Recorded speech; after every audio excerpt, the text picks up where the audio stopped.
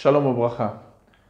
Ça fait pas mal de temps qu'on me réclame un cours talmudique, un cours de Gemara approfondi. C'est vrai que ce qu'on peut retrouver aujourd'hui sur le net et en français, en général, on retrouve des cours de Talmud, Gemara, sans commentaire, comme le Daf Yomi ou différents cours de Talmud, où il n'y a pas une réelle étude dans le texte et dans les Rashi et les Tosfot et les Marsha et les commentaires. C'est un shiur, ça veut dire un shiur approfondi. Et c'est quelque chose qu'on réclame énormément, puisque ou on peut parler de personnes qui l'ont jamais fait, ou des personnes qui l'ont déjà fait, mais ça fait longtemps, qui se sont déjà mariés, qui sont dans la vie professionnelle, ils n'ont pas le temps, et ils ont perdu l'habitude. C'est comme un entraînement. Lorsqu'on n'est pas entraîné, même si on savait une chose, on le fait mal après.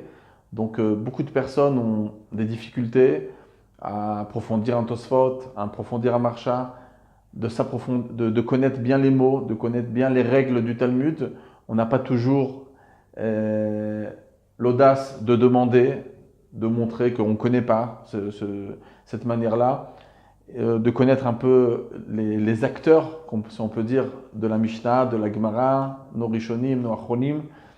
Et c'est pour ça que je vais donner un échantillon.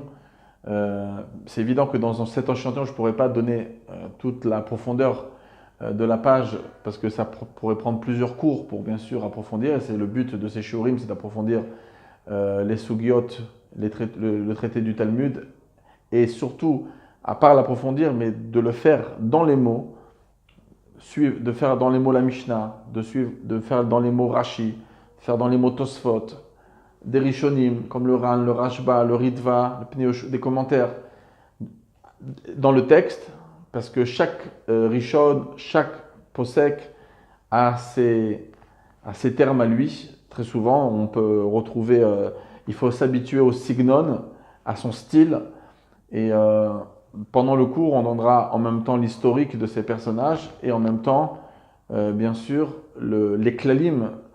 Et lorsqu'il y a des termes qui vont se répéter souvent, je vais les prévenir que ce sont des termes très populaires dans ce commentaire ou bichlal en général. Donc c'est le but, Bezat Hashem, de cet échantillon de cours de Gemara. On va prendre Masechet Psachim comme exemple dans sa première page.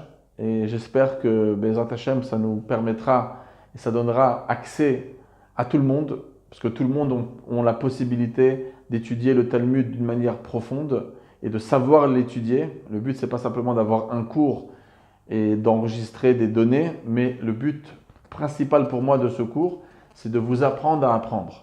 C'est que de vous-même, vous pourrez prendre n'importe quel texte de Gemara, parce que je vais m'arrêter sur les termes. Je vais vous montrer quand c'est que ces termes-là sont des termes qui sont répétés, de quelle manière on doit étudier, de quelle manière on doit comprendre, s'approfondir, que ce soit sur un Tosfot, sur des commentaires. Et voilà, ça c'est Bezat Hashem, le but et l'objectif à atteindre. Et j'espère qu'on le réussira et qu'un maximum de personnes vont pouvoir savoir étudier Beyoun, le Talmud, et d'être des vrais Talmidei Chachamim comme la Torah nous demande.